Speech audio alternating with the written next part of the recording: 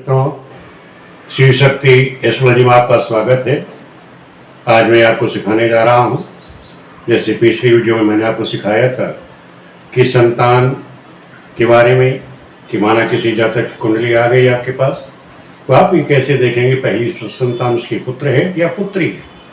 इसका विश्लेषण करना मैंने आपको पिछली वीडियो में सिखा दिया। अब किसी और जातक की कुंडली आपके पास विश्लेषण के लिए आ जाए तो ये पूछ ले, गुरु जी जो संतान है इसके भाग्य में कितनी संतानें होंगी, कितने पुत्र हैं, कितनी पुत्रियां हैं। अगर वो ये प्रश्न आपसे पूछ बैठे तो आप उसका विश्लेषण कैसे करोगे। तो आज हम यही कुंडली के बारे में आपको, कुंडली के द्वारा आज मैं 2-3 उदाहरण ले लेता हूँ। 1-2-3 उदाहरण मैंने ले लिए कुंडली ले के लोगों की, और उसी पर हम आपको सिखाएंगे कि आप कैसे देखोगे कि इसके भाग्य में कितने पुत्र हैं, कितनी पुत्रियां हैं, और इसको आप विश्लेषण कैसे करेंगे। सूत्र तो मैं लगभग बता ही चुका हूँ, पिछले वीडियो में मैंने काफ़ी रिपीट कर दिया था, लेकिन पुनः मैं आप लोगों को जब समझाऊंगा तो सूत्र से बोलता चला जाऊंगा, उसे आप नोट भी करते रहना। तो ऐसे आज आपको विश्लेषण करना सिखाते हैं कि हम कुंडली आ गई किसी के सामने आपकी, तो आप संतान को कैसे देखेंगे कि उसके भाग्य में कितने पुत्र हैं, कितनी पुत्रियाँ हैं, उसका आप विश्लेषण कैसे करेंगे। आज हम इसी बात पर चर्चा करेंगे। ये मैंने 3 कुंडली लिखी, कोई संतान है में लड़का होगा या लड़की होगी, पहले मैं देखना लड़का होगा लड़की होगी और कितनी संतानें होंगी, ये इसकी चर्चा हम करेंगे। ये 3 उदाहरण हमने ले लिए, 1-2-3 कुंडली मैंने बना ली। तो मान लो जैसे हमारे पास से किसी जातक की कुंडली सामने हमारे आ गई।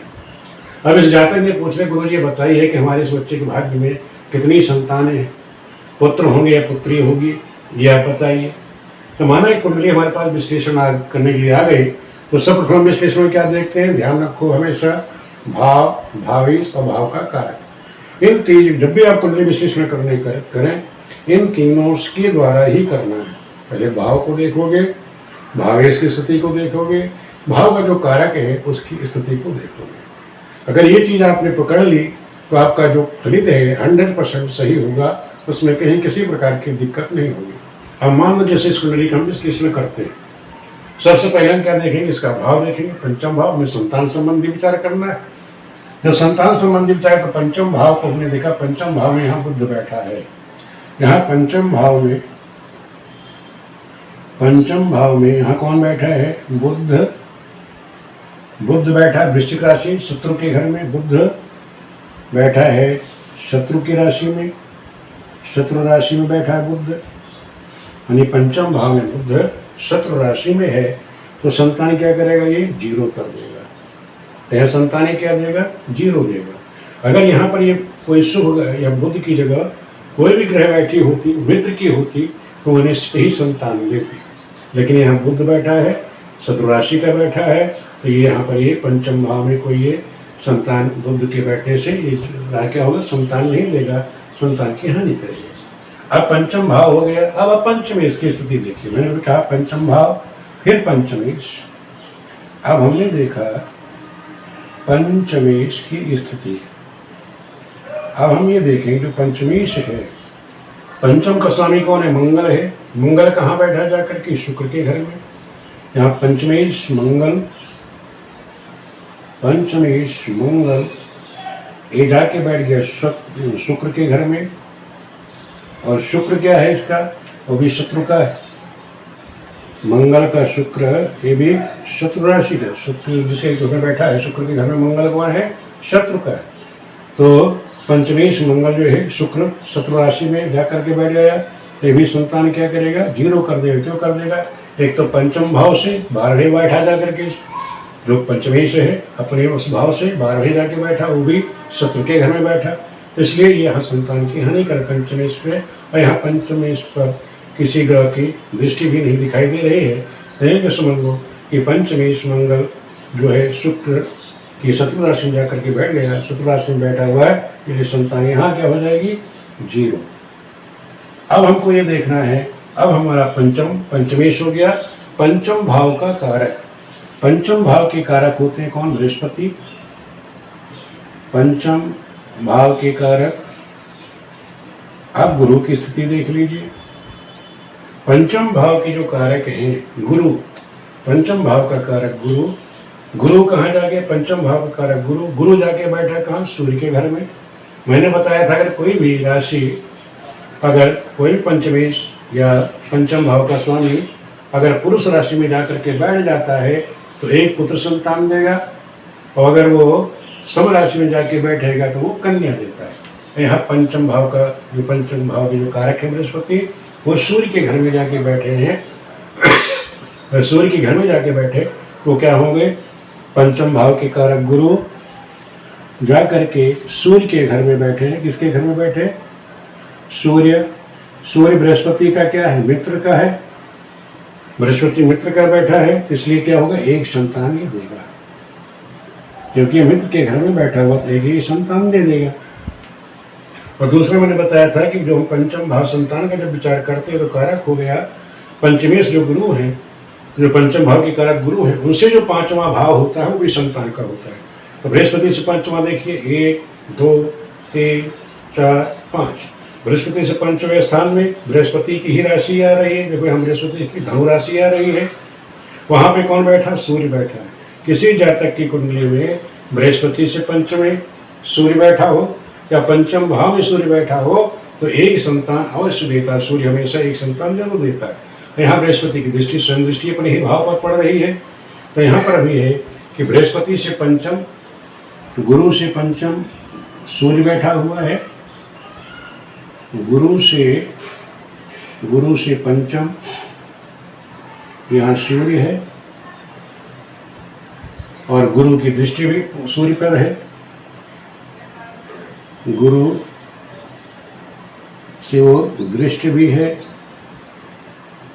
तो एक संतान ये देगा। एक संतान इसने दे दिया, और एक कारक जो थे बृहस्पति वो सूर्य के घर में गए। अब यहाँ देखो परिवर्तन योग भी हो गया, ये भी आप देख सकते हैं कि बृहस्पति सूर्य के घर में है, सूर्य बृहस्पति के घर में, दोनों का आपस में परिवर्तन योग भी बन गया।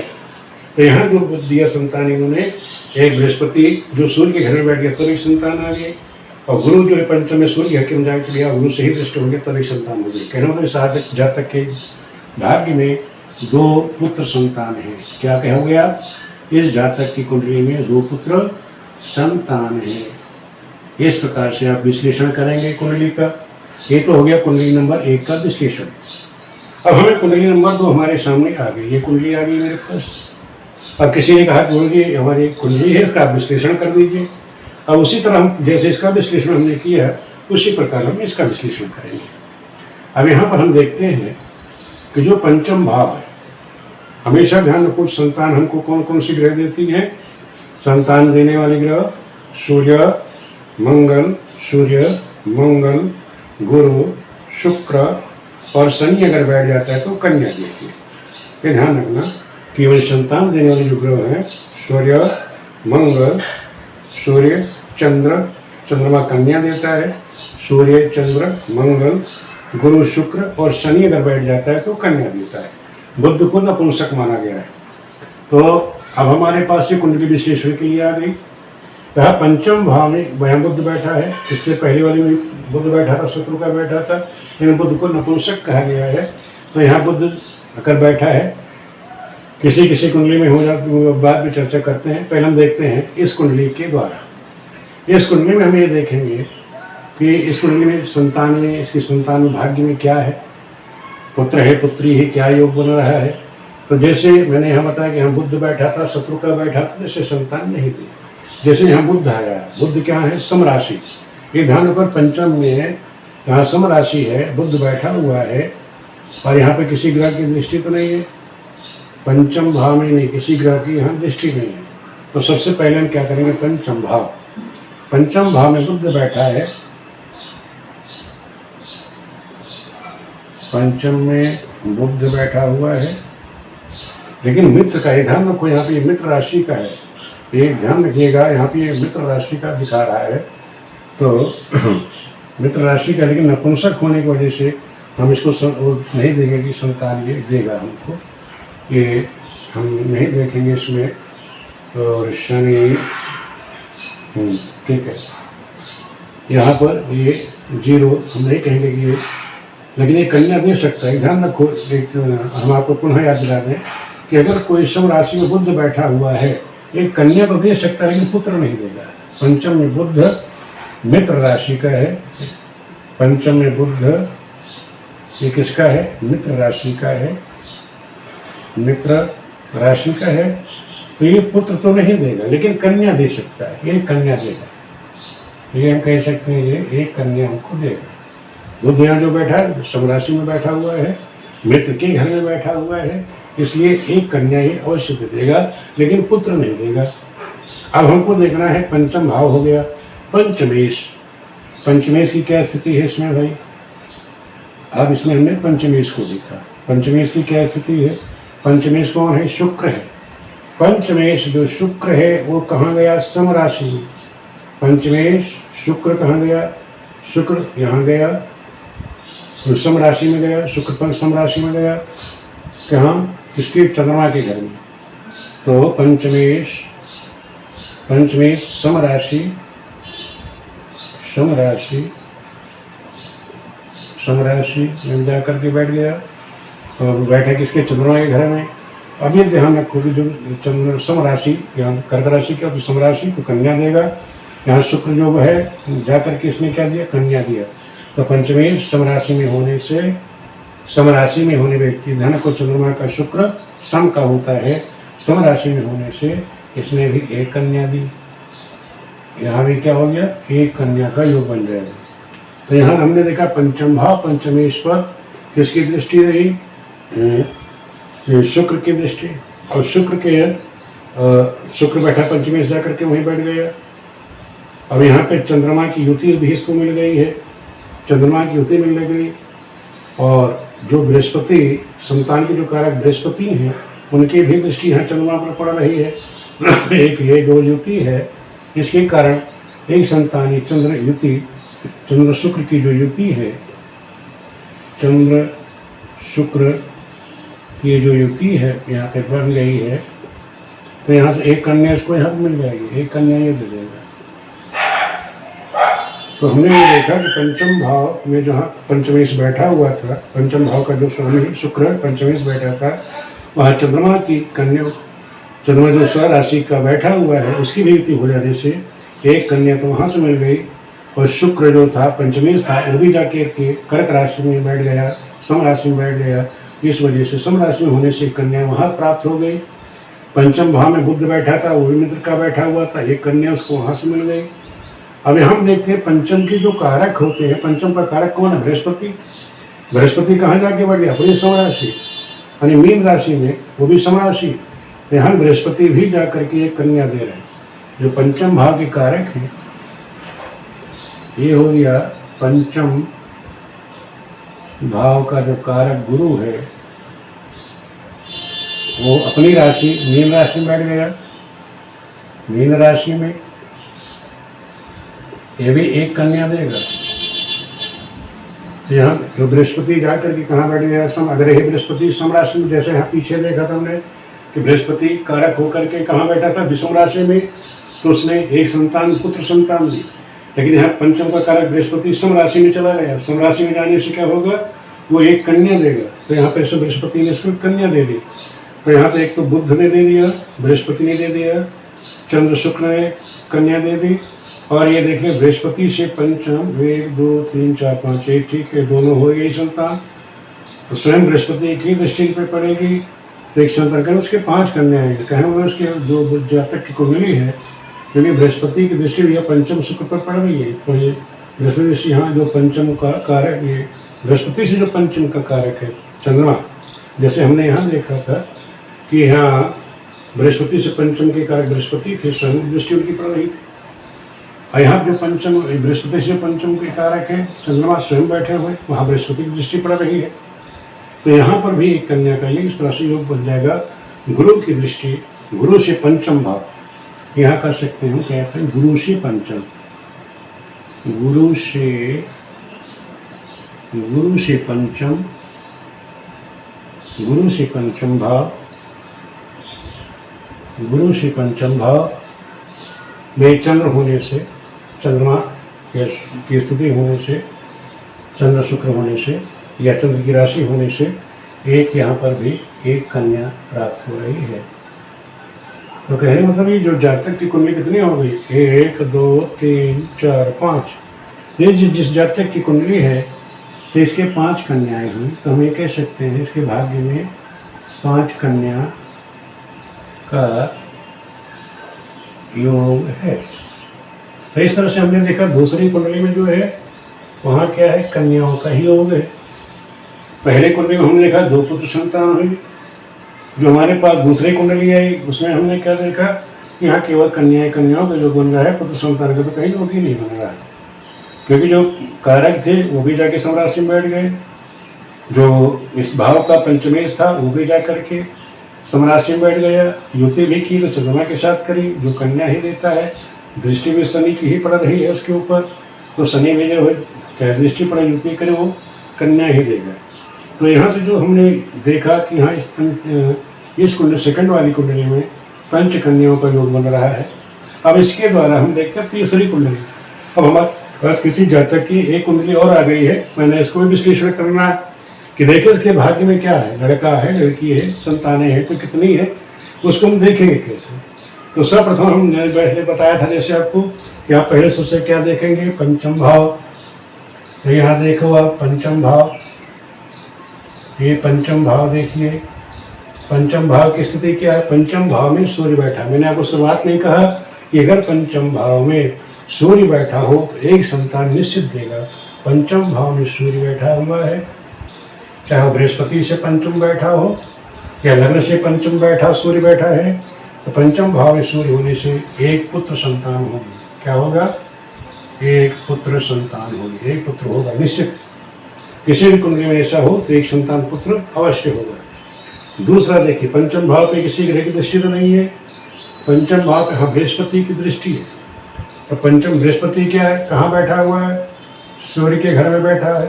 सूर्य के घर में बैठा है बृहस्पति, और बृहस्पति की दृष्टि भी पंचम भाव पर है। पंचम भाव पर, पंचम भाव पर गुरु की दृष्टि, गुरु की जो दृष्टि है एक पुत्र देगा, एक ही पुत्र दे देगा। हमने देखा पंचम भाव एक पुत्र देगा, पंचम भाव में बैठा है। अब हमें देखना है, मैंने बताया पंचम भाव पंचमेश, पंचम भाव हो गया, पंचम पे बृहस्पति की दृष्टि एक पुत्र इसने दे दिया।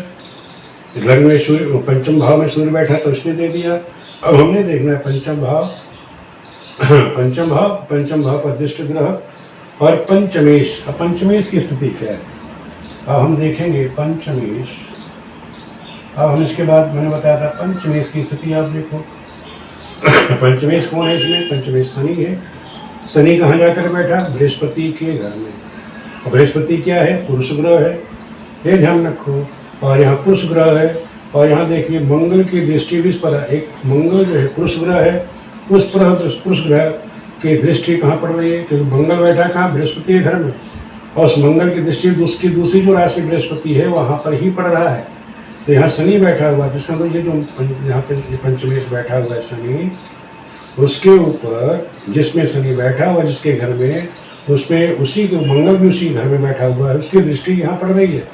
लेकिन हम जहाँ पंचमेश आपका बैठा है, पंचमेश की जहाँ स्थिति है उस पर मंगल की दृष्टि होने से, मंगल की दृष्टि पड़ रही है वहाँ पर, जहाँ राशि है वो उसकी मित्र राशि है, दृष्टि मंगल की दृष्टि होने से ये क्या होगा, एक पुत्र संतान दे देगा। मंगल क्या देगा, मंगल पुरुष ग्रह है, एक पुत्र देगा। पुत्र क्यों देगा, क्योंकि उसके मित्र की राशि बृहस्पति की दृष्टि है, बृहस्पति की राशि बैठी हुई है, उसी के घर में बृहस्पति शनि बैठा हुआ है, पंचमेश बैठा हुआ है। तो एक संतान इसको यहाँ से मिल गई। हमने कहा पंचम भाव हो गया हमारा, पंचमेश हो गया। पंचमेश पर किसी ग्रह की दृष्टि तो नहीं है, पंचमेश पर केवल मंगल की दृष्टि थी, तो उससे मैंने कहा एक ही है, संतान दे दिया इसने।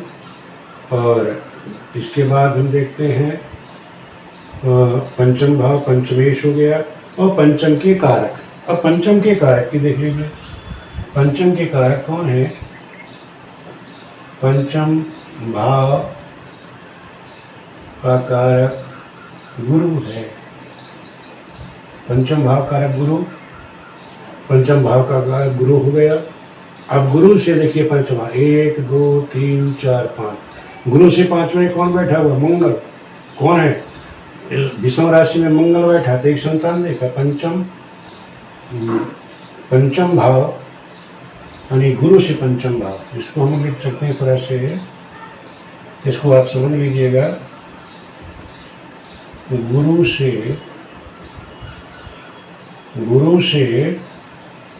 से पंचम भाव, गुरु से पंचम भाव में कौन है? में मंगल है। कौन बैठा हुआ है? मंगल। ये भी आप देख लीजिए, ये गुरु से पंचम कौन बैठा? मंगल बैठा हुआ है। तो ये इसने भी एक संतान दे दी। क्या है? एक पुत्र संतान दे दी। अब ये देखो बृहस्पति से पंचम भाव में बना है, बृहस्पति से पंचम में कौन बैठा? मंगल। तो उसके बैठने से एक पुत्र हो गया। लेकिन जहाँ पर उसी बृहस्पति की स्वयं राशि, यहाँ भी पंचम में क्या है? बृहस्पति की स्वयं राशि, उसकी दृष्टि यहाँ पड़ रही है। तो इसका कहना मतलब ये हो गया एक संतान और देगा। जैसे मैंने यहाँ पहली कुंडली में देखा था कि जो बृहस्पति की दृष्टि यहाँ पड़ रही थी, यहाँ पढ़ने से, बृहस्पति की दृष्टि पढ़ने से एक संतान हमको मिली थी। जैसे बृहस्पति की दृष्टि यहाँ पढ़ने से, मंगल तो बैठा हुआ, मंगल एक संतान दी, क्योंकि बृहस्पति से पंचम मंगल बैठा हो तब एक संतान देगा, या पंचम भाव मंगल बैठा हो तब भी वो एक संतान देगा। लेकिन जब दृष्टि पड़ रही है तो वहाँ बृहस्पति, यानी कहना बृहस्पति से पंचम दृष्टि पड़ने से, उसकी अपनी राशि में बैठने से, गुरु से पंचम भाव, गुरु से पंचम भाव पर दृष्टि है। कौन? गुरु की दृष्टि स्वयं की दृष्टि है और अपनी ही राशि पर, बृहस्पति, यहाँ बृहस्पति की ही राशि, स्वयं राशि पर दृष्टि है। गुरु से पंचम पर दृष्टि होने से स्वराशि दृष्टि है। क्या उसी दृष्टि को हो गया? उसे स्वराशि दृष्टि है। कैसी दृष्टि? बृहस्पति के स्वयं अपने घर पर दृष्टि है, इससे भी एक पुत्र संतान हो गया। और कोई दृष्टि तो नहीं पंचम से, नहीं पंचम, पंचमेश नहीं। कितनी संतानें हो गई इस तरह से गिनिए, अब टोटल करिए। 1 2 3 4 5। कहना तो इस जातक की जो तुमने तीसरी कुंडली देखी, इसमें इसके 5 पुत्रों का योग है, 5 पुत्र का योग। तो इस तरह से हमारे पास कोई भी कुंडली आ जाए, कोई भी कुंडली आ जाए हमारे पास, तो हम उसका विश्लेषण कर सकते हैं कि हमें संतान, उसकी कुंडली हमारे पास आ गई तो हम बड़े आराम से देख सकते हैं कि उसके भाग्य में कितने पुत्र हैं, कितनी पुत्रियां हैं। ये ध्यान रखना हमेशा, भाव, भावेश और उसका कारक, ये आपके दिमाग में अगर रहेगा तो आप गलती नहीं करेंगे।